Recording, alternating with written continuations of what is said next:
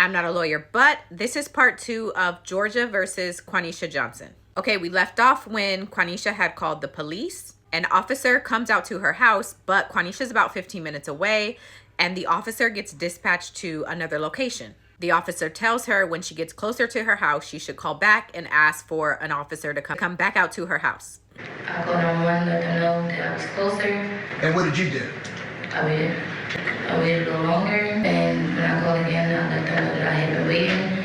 At this time, I didn't know how long I was waiting. I had dozed off for a second. You talked to 911 once. They dispatched Officer Lamy.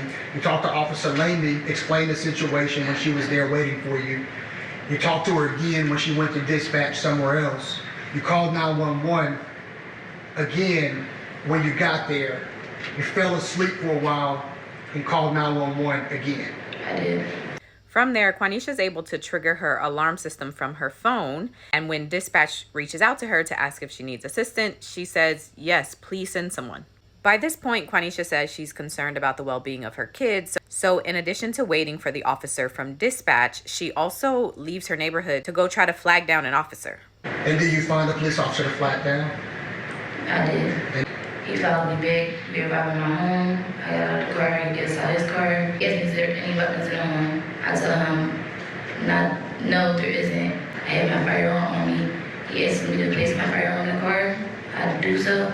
At this point, officers ask Quaneesha to unlock the door. She does. DeMonte comes out with their newborn in his hands, and the two of them begin to argue back and forth in front of the officers. Quaneesha says she tries to explain to officers that this is her house. She's just allowing DeMonte to stay there, and she's asking them to please remove him from her house. According to the state, since there are no weapons in the house and that the couple is just kind of arguing and not listening to them, police decide the two of them are both allowed back in the house in hopes that they will cool off. I'm standing in the threshold of the doorway. As he walks past me, he tells me when the cops leave, he's going to beat my ass. I asked him, I said, did y'all just hear him? I repeated what he just said. They didn't say it. I don't believe they said anything.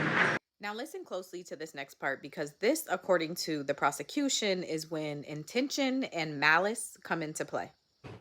Do you need anything else? Get down and get my ass tonight. So when I shoot him for self-defense, then what? Because I'm licensed. So if I shoot him in my residency, because he's staying here putting his hands on me for the second time, then what? I'm going to cancel. You hear this, right? You heard what he just said? I'm going to get my ass beat tonight. So when I shoot him, and I just call the cops and get it out, the big thing you can articulate. I can't. I can't articulate. You better really be able to articulate that. And what do the officers do next? And you're, and DeMonte's in the house. Yes. And they leave you at the house. Yes. Okay, y'all, come back for part 3. We're almost there.